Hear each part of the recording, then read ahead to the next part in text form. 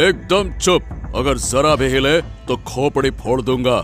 जो पूछ रहा हूँ उसका ठीक ठीक जवाब देना और जल्दी देना। अरे लेकिन आप लोग हैं कौन और ऐसे कैसे हमारे घर में घुस आए? क्यों? मैंने कहा चुप रहे मतलब चुप रहे। मुंह से एक भी आवाज नहीं निकलनी चाहिए। जितना पूछा उतना बता। क्या किसी ने तेरे घर में शरण ली है? एक आदमी व्यापार करके लौट रहा था, जरूर तुम्हारे घर में छुपा होगा। जल्दी बता। अरे नहीं, वो हमारे घर में नहीं आया है। मैं सच बोल रहा हूँ। आप गलत समझ रहे हैं, चाहे तो पूरा घर खोज सकते हैं, कोई नहीं आया है। सच में? अगर देख झूठ बोला तो जिंदा नहीं बचेगा। अगर पकड़ में आ गया तो पूरे परिवार को मार डालूंगा। हाँ, सच कह रहा हूँ। मैं आपसे झूठ क्यों बोलूंगा और मैं इतने रात को किसी को आश्रय क्यों दूंगा? अगर यकीन नहीं है तो खुद ही देख लीजिए ना घर में। ठीक है, मान लिया। लेकिन तुम्हारे घर में आया हूँ तो खाली हाथ तो नहीं जाऊंगा। कुछ न कुछ तो लेकर ही जाना होगा ना। अरे नहीं, ऐसा मत कीजिए। हम अमीर लोग नहीं हैं, हम गरीब मजदूर हैं। दिन रात मेहनत करते हैं, कभी 2 वक्त का खाना नहीं मिलता। दया कीजिए, ऐसा कुछ मत कीजिए। रोना गाना मत कर, चुप कर। एक शब्द भी बोलेगा ना, जरा भी हिला तो जान से मार दूंगा यहीं पे। ये क्या कर रहे हो बेटा? चले जाओ यहाँ से, हमारे घर में कुछ भी नहीं है।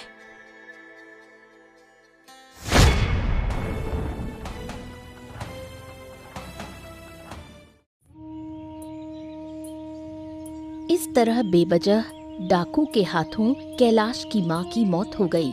माँ को खोकर कैलाश और उसकी पत्नी आराध्या बिल्कुल असहाय हो जाते हैं। मैंने तुम्हें कितनी बार कहा था झूठ मत बोलो, लेकिन तुमने मेरी बात कभी नहीं मानी। अब देख लिया झूठ बोलने की सजा क्या होती है। अरे आराध्या, मैं क्या करता बताओ? मैंने उस आदमी से वादा किया था कि उसकी जान बचाऊंगा। मैं उसका विश्वास नहीं तोड़ सकता था। मैं विश्वासघाती नहीं हूँ। तुम्हारे इसी विश्वास के चलते तुमने झूठ बोला और उसी झूठ की वजह से आज हमारी माँ की ये हालत हुई। उसे हमेशा के लिए इस दुनिया से जाना पड़ा। शायद तुम खुश होंगे, है ना? अरे नहीं हूँ खुश, नहीं हूँ, ऐसा मत कहो। वो मेरी माँ है, मेरी माँ थी वो। मैं कैसे खुश रह सकता हूँ? अगर मुझे जरा भी अंदाजा होता कि ऐसा कुछ होगा तो मैं कभी झूठ नहीं बोलता, कभी नहीं। पूरी जिंदगी तुमने सच का साथ दिया और आज इस तरह तुमने सच का बदला दिया। गांव के लोग तुम्हें एक सच्चा इंसान मानते थे और आज तुम्हारे झूठ की वजह से तुम्हारी माँ को जान गंवानी पड़ी। मुझे माफ कर दो आराध्या, मुझे माफ कर दो। मुझसे माफी मांग कर क्या होगा? अगर सच में पछतावा है तो अपनी माँ से माफी मांगो। पता नहीं वो तुम्हें माफ करेंगी भी या नहीं। जिस आदमी के लिए तुमने झूठ बोला वो तो तुम्हें देखने भी नहीं आया। डरपोक कहीं का। माँ मुझे माफ कर दो। मेरे झूठ की वजह से तुम्हें इस तरह मरना पड़ा। मैंने जिंदगी में कभी झूठ नहीं बोला, कभी नहीं। लेकिन आज एक झूठ की सजा ऊपर वाले ने मुझे दे दी।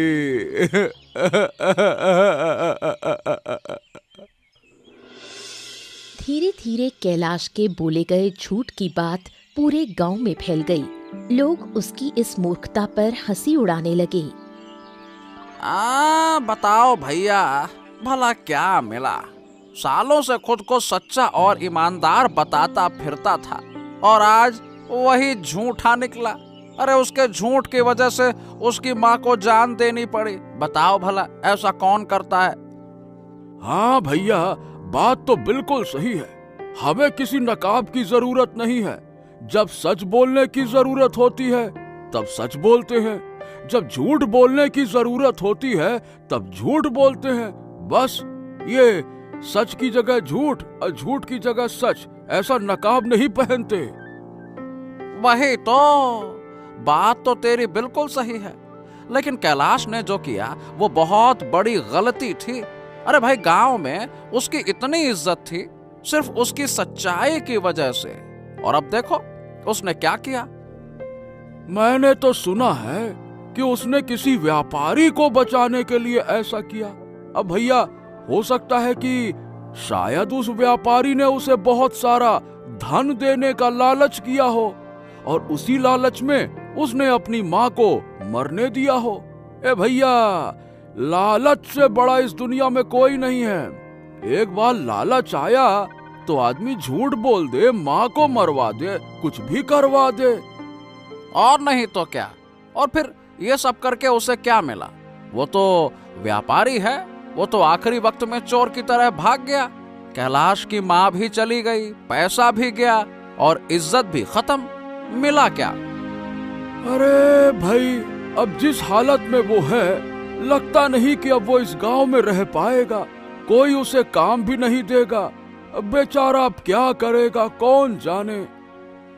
हाँ, ठीक ही हुआ। बूढ़ी ने उसे बचपन से पाल पोस कर बड़ा किया और आखिर में उसी बेटे की वजह से जान गंवानी पड़ी। ऐसे बेटे से तो भैया बेटा ना होना ही अच्छा है। बिल्कुल सही कह रहे हो। अरे बेटा नहीं, कलंक है वो, कलंक, कलंकी बेटा। हाँ। क्या हुआ? तुम सब कुछ समेट क्यों रहे हो? कहीं जा रहे हो क्या? मुझे तो कुछ बताया भी नहीं। जा रहा हूँ आराध्या, इसीलिए तो सब कुछ समेट रहा हूँ। तुम भी अपना सामान तैयार कर लो। अब तुम मेरे साथ ही चलोगी। पहले तय नहीं किया था, अभी अभी निर्णय लिया है। क्या कह रहे हो? इस हालत में, इस परिस्थिति में कहाँ जाएंगे हम? कहीं घूमने जाने की बात तो नहीं कर रहे? अरे क्या पागल हो गई हो क्या? मैं घूमने कैसे जा सकता हूँ?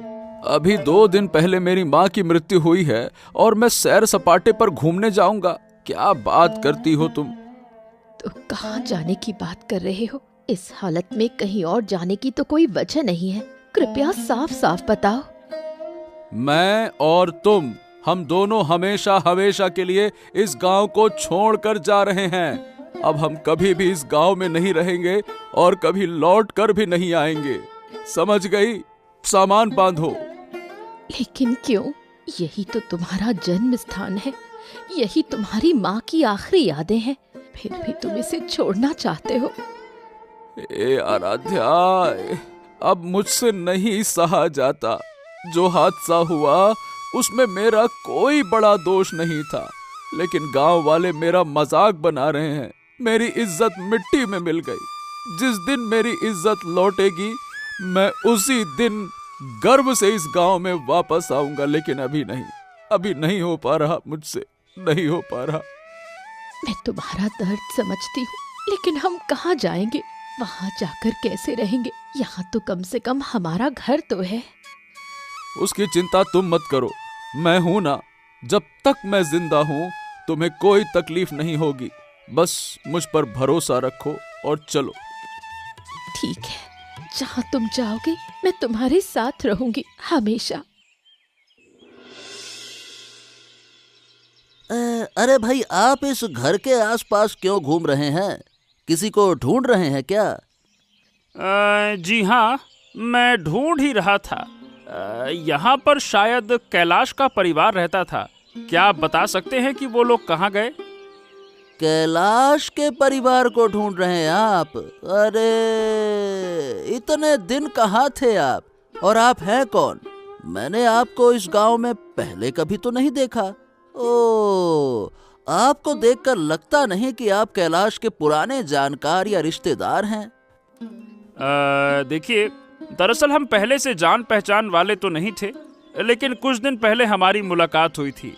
अब जब मैं उसे ढूंढने आया तो पता चला कि वो तो यहाँ रहता ही नहीं है, उसका परिवार ही यहाँ नहीं है। क्या आप बता सकते हैं कि वो लोग कहाँ गए हैं? देखिए, ऐसा है, कुछ दिन पहले डाकुओं के हमले में कैलाश के माँ की मृत्यु हो गई। उसके बाद कैलाश और उसकी पत्नी गांव छोड़कर कहीं चले गए। लेकिन अब कहाँ गए ये मुझे भी नहीं पता। ओह, मतलब उस रात की घटना में कैलाश की माँ डाकुओं के हाथों मारी गई। मुझे तो इसका जरा भी पता नहीं था। आप हैं कौन? मुझे तो आप पर शक हो रहा है। आप इतनी विस्तार से इस घटना को कैसे जानते हैं? हाँ, क्योंकि कैलाश ने उस रात मेरे लिए ही झूठ बोला था। मैंने उससे कहा था कि मेरी जान बचा लो, डाकुओं से कह दो कि मैंने उसके घर में शरण नहीं ली है, लेकिन सच तो ये है कि मैंने उस रात कैलाश के घर में शरण ली थी। ओह, तो मतलब आप वही व्यापारी हैं? अरे, जिसने लालच देकर कैलाश से झूठ बुलवाया। आप ही हैं वो उसकी माँ के मौत के जिम्मेदार। अरे नहीं नहीं नहीं नहीं, ऐसा मत कहिए। मैंने उसे किसी तरह का लालच नहीं दिया था। मैंने बस उससे विनती की थी और वो मेरी बात मान गया। मुझे कुछ भी पता नहीं चला उस दिन कि उसकी माँ के साथ क्या हुआ, और मैं पिछले दरवाजे से निकल गया था। वाह वाह वाह वाह वाह, आपकी इसी छोटी सी बात की वजह से कैलाश को कितना नुकसान उठाना पड़ा, कितना कुछ सहना पड़ा। हे भगवान। खैर, अब मैं चलता हूँ। मुझे नहीं पता कि कैलाश का परिवार इस वक्त कहाँ है।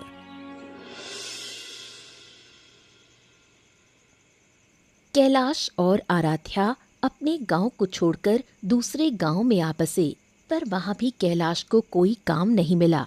इस तरह शुरू हुआ उनका दुख भरा जीवन, भूख, गरीबी और संघर्ष से भरा। क्या हुआ? ऐसे क्यों बैठे हो? घर में थोड़े से मुरमुरे रखे हैं, तुम्हें देती हूँ, खा लो और सो जाओ। मुझे आज भूख नहीं है, मैं वैसे ही सो जाऊंगी। अच्छा, मुझे सिखा रही हो भाग्यवान। देखो आराध्या, मुझे पता है कि तुम्हें मेरे लिए कितना कुछ सहना पड़ रहा है। खाली पेट सोना पड़ता है और फिर भी कहती हो कि भूख नहीं है। मैं जानता हूँ तुम बिना खाए सो नहीं सकती। अरे कैसी बातें कर रहे हो? अब वो पुरानी आदतें नहीं रही। शाम को तो मैंने थोड़ा बहुत खा लिया था, इसलिए पेट भरा लग रहा है। तुम खा लो। हाँ, मैंने सोचा था अपना गांव छोड़कर कहीं और जाऊंगा तो शायद बेहतर जिंदगी मिलेगी, लेकिन यहाँ आकर ये हाल होगा, ये मैंने भी कभी नहीं सोचा था आराध्या। इसमें क्या हुआ? हमें आए हुए अभी 2-3 दिन ही हुए हैं। अगर इन 2-3 दिनों में काम नहीं मिला तो क्या होगा? आगे चलकर मिल भी सकता है। बस थोड़ा धैर्य रखो। अरे भाई, मैं तो धैर्य रख लूंगा, लेकिन तुम्हारा दर्द नहीं देख सकता। दिन ब दिन तुम्हें इस तरह कष्ट झेलते देखकर मेरा मन टूट जाता है। चाहे देख सको या नहीं, सहना तो पड़ेगा। अब हमारी जिंदगी पहले जैसी नहीं रही, बहुत कुछ बदल गया है और हमें भी उसके साथ बदलना होगा। अच्छा ए भाग्यवान, तुम इतनी समझदार कब से हो गई? पहले तो छोटी छोटी बातों पर जिद किया करती थी और अब उल्टा मुझे समझा रही हो हैं? हमेशा जिद करने से काम नहीं चलता। जब तुम फिर से अच्छी कमाई करने लगोगे तब मैं फिर जिद करूंगी, ठीक है? ठीक है, घर में जितने मुरमुरे हैं दोनों मिलकर खा लेते हैं और फिर सो जाते हैं। जो है सो है।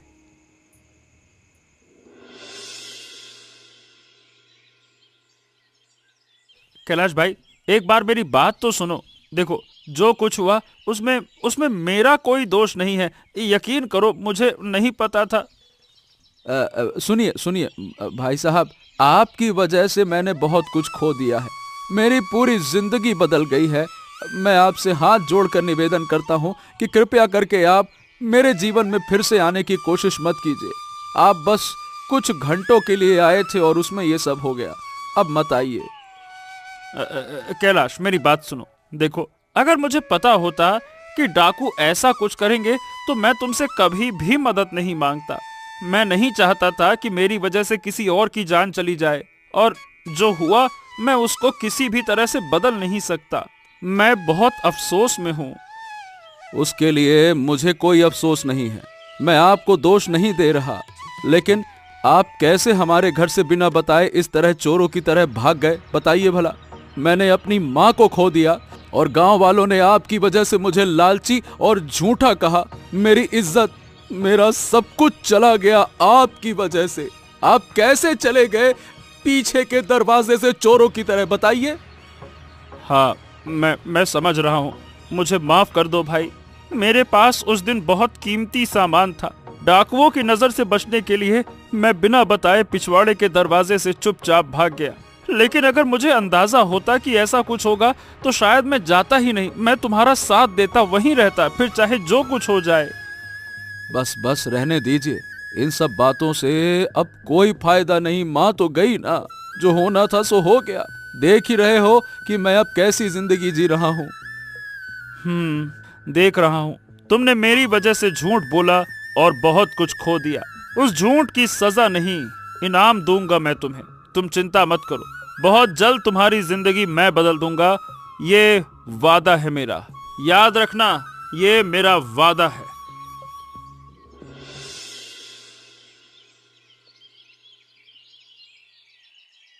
हे भाग्यवान, अब तो जीने का कोई मतलब नहीं रहा।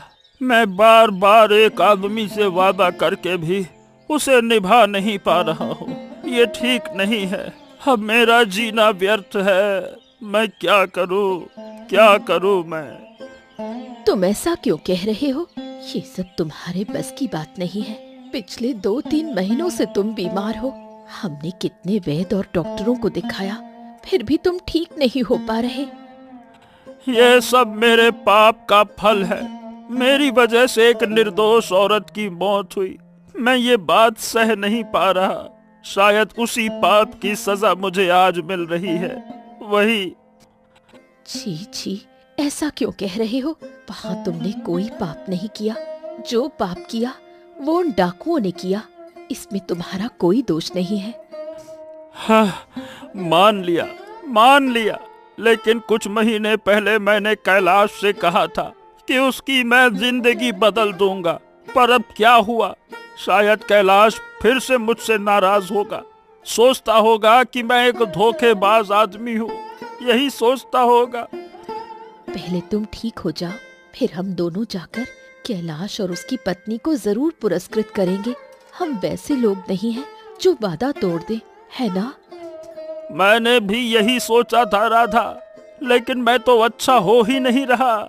महीने दर महीने बीत रहे हैं। कैलाश मेरी प्रतीक्षा कर रहा होगा। मैं इस दुख को नहीं सह पा रहा। अरे।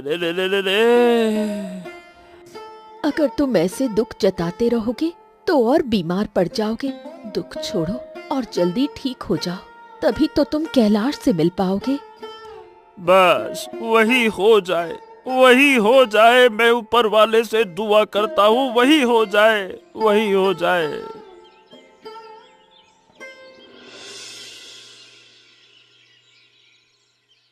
तुम्हें मैं कितनी बार समझाऊं? बताओ, क्या तुम बेवकूफ हो? कुछ भी समझ नहीं आता तुम्हें? लोग तुम्हें जैसे घुमा रहे हैं, तुम वैसे ही उनकी बातों पर चल रहे हो।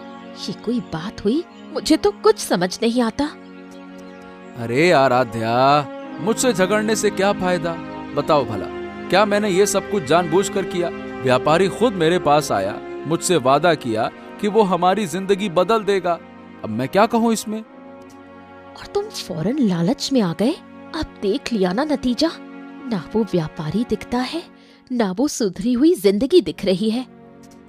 अरे इसमें ऐसा क्या हो गया? अरे भाई, तुम मुझ पर चिल्ला क्यों रही हो? मैं समझ ही नहीं पा रहा हूँ। क्या मैंने तुम्हें अब भी पुराने दिनों की तरह तकलीफ में रखा है क्या? बताओ, कोई समस्या है क्या? बताओ। बात तकलीफ की नहीं है। बात ये है कि तुम बार बार उसी व्यापारी पर भरोसा क्यों करते हो? क्या भूल गए कि उस व्यापारी की वजह से तुम्हारी माँ की मौत हुई थी? फिर भी तुम उसी पर भरोसा कर रहे हो। अब देखो, जो हो गया उसको पकड़ के बैठ तो नहीं सकते।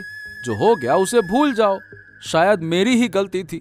मैं फिर भी समझ नहीं पाया। क्या करूं मैं, क्या करूं? अब बताओ। व्यापारी खुद मेरे पैरों पर गिरकर माफी मांग रहा था।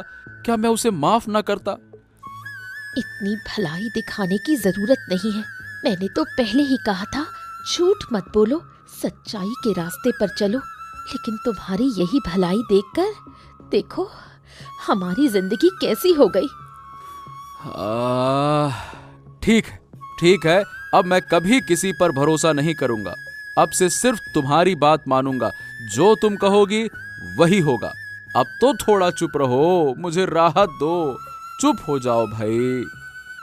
आज जो तुमने वादा किया है, ये वादा जिंदगी भर याद रखना। कहीं ऐसा न हो कि अपने झूठ की तरह इस वादे को भी भूल जाओ। नहीं, अब नहीं भूलूंगा। बार बार वो झूठ की बात याद मत दिलाओ, नहीं तो माँ की याद आ जाती है। तुम समझती क्यों नहीं हो? जब देखो तब वही बात, झूठ बोला, झूठ बोला, झूठ बोला।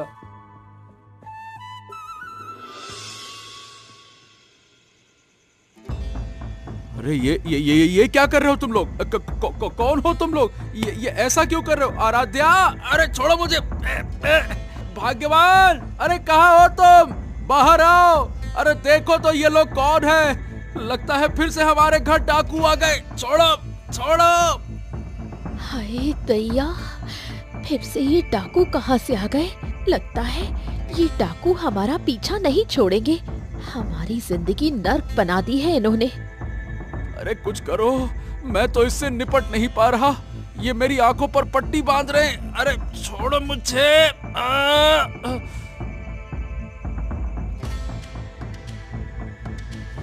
मैं तुम्हें कैसे बचाऊं?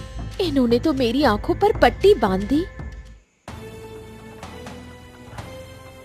हमें कहाँ ले जा रहे हैं ये लोग?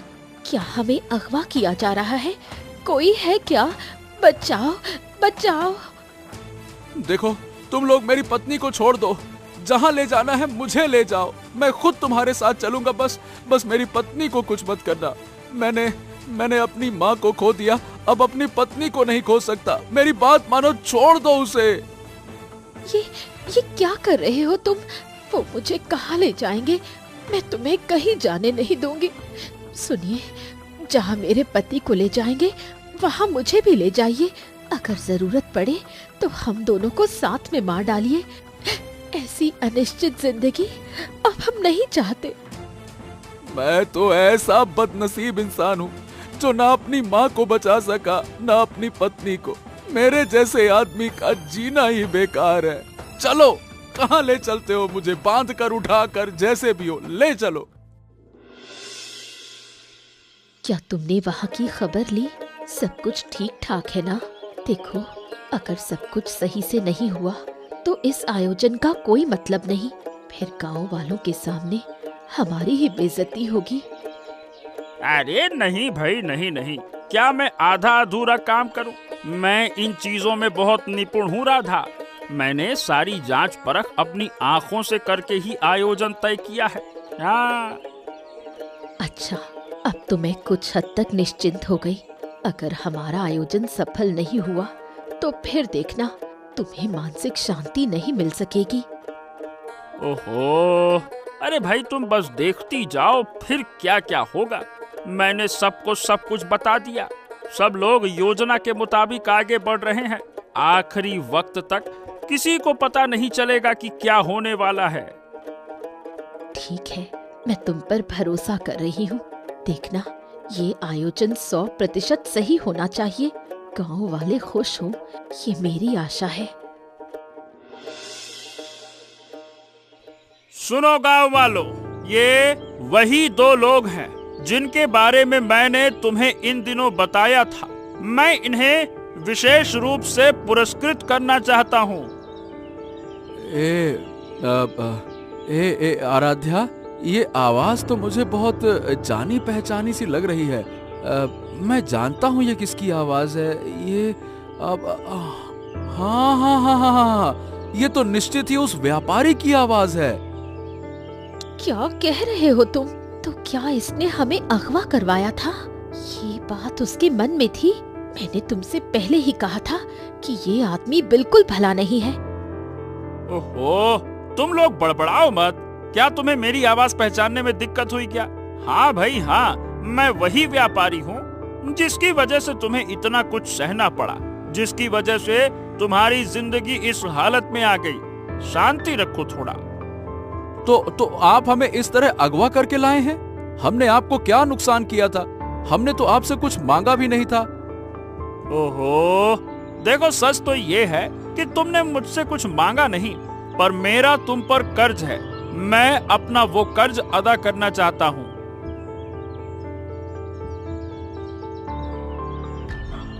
क्या? ये हम कहाँ आ गए? ये इतना बड़ा मैदान, ये आयोजन क्या है? देखिए, आप हमें बता दीजिए ये क्या है? बता रहा हूँ। रुको। मैंने कहा था ना कि मैं तुम्हारा कर्ज चुकाऊंगा। यही वजह है कि मैंने तुम्हें यहाँ बुलाया। पर मैंने आपसे कोई चीज नहीं मांगी थी। आप किस कर्ज का भुगतान करेंगे? मैं कुछ समझ नहीं पा रहा। देखो, तुमने मेरे जीवन को बचाने के लिए झूठ बोला और मैं तुम्हें आज उसी झूठ का इनाम दे रहा हूँ। मैं इन सारे गांव वालों के सामने तुम्हारी खोई हुई इज्जत कुछ हद तक वापस करना चाहता हूँ। सबसे पहले तो ये देखो, ये थोड़ी सी रकम है। इस धन से तुम जो चाहे वो कर सकते हो। बड़ा मकान बना लो, जमीन खरीद लो या जरूरतमंदों में दान कर दो। ये पूरी तरह से तुम्हारा निर्णय होगा। बाप रे, इतने सारे पैसे! देखिए, मैं ये पैसे नहीं ले सकता। मैं लालची नहीं हूँ, पर मैं आपका आभारी हूँ बस। ओहो, ये पुरस्कार तुम्हें स्वीकार करना ही होगा। गांव के लोग देख रहे हैं, तुम इसे स्वीकार करो और जरूरत पड़ी तो बाद में इन पैसों को गरीब और परेशान लोगों में बांट देना। बस इतना कर देना। बनिक के पुरस्कृत करने की कहानी से कैलाश और आराध्या बहुत खुश हो जाते हैं। वो धीरे धीरे अपना खोया हुआ सम्मान वापस पाने लगते हैं। देखा ना भाग्यवान, मैं तुम्हें बार बार कहता था ना कि वो व्यापारी अच्छा इंसान है, लेकिन तुमने मेरी कोई बात ही नहीं मानी। मैं इंसान पहचानने में गलती नहीं करता। तुम सही कहते थे, बनिक सच में अच्छा इंसान है। मैंने यूं ही उन पर शक किया, पर इतनी सारी कहानियां करने की क्या जरूरत थी? हाँ, शायद हमें चौंकाना चाहता था। अगर सामान्य रूप से हमें पुरस्कृत करता तो हम भी इसे सामान्य बात ही समझते। इसीलिए उसने कुछ अलग और खास तरीके से हमें पुरस्कृत किया है। बनिक काफी समझदार है, पर अब इतनी सारी रकम का क्या करोगे? यहाँ तो बहुत सारा पैसा है। हाँ, पैसा तो बहुत सारा है, लेकिन आराध्या, मैं इस पैसे का इस्तेमाल नहीं करना चाहता। क्या है कि मैं कोई लालची आदमी नहीं हूँ। अगर लालची होता तो बहुत पहले ही व्यापारी की जिंदगी के बदले पैसे की मांग कर सकता था। मैं भी यही सोच रही हूँ। इस पैसे को हम हाथ नहीं लगाएंगे, इसे हम लोगों में बांट देंगे। हमने अपना सम्मान वापस पा लिया, यही हमारे लिए सबसे बड़ी बात है। गांव के लोग अब हमें फिर से इज्जत की नजर से देखने लगे हैं। लेकिन इससे क्या फायदा होगा? ये तो व्यापारी का गांव है, हमारा नहीं। काश हमारे गांव के लोग ये सब कुछ देख पाते तो अच्छा होता। अफसोस मत करो, सच कभी छुपा नहीं रहता। धीरे धीरे ये सारी बातें हमारे गांव में भी पहुंच जाएंगी। उस दिन गांव के लोग हमें फिर से सम्मान देंगे। तुम बिल्कुल सही कह रही हो। मैं अब सिर्फ सच के रास्ते पर ही चलूंगा, अब कभी झूठ नहीं बोलूंगा। एक झूठ ने मेरे जीवन से बहुत कुछ छीन लिया, चाहे उससे मुझे कितना ही बड़ा इनाम क्यों ना मिला हो। लेकिन जो गया उसकी भरपाई तो नहीं हो सकती ना। इसीलिए ही तो लोग कहते हैं, झूठ बोलना महापाप है। झूठ के कारण इंसान की जिंदगी में बहुत नुकसान होता है।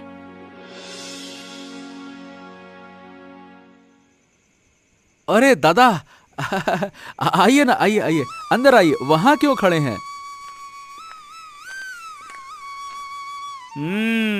आज तो लगता है कि तुम मुझसे बहुत प्रसन्न हो। तुम्हारी आंखों में अब गुस्से की जगह स्नेह दिख रहा है।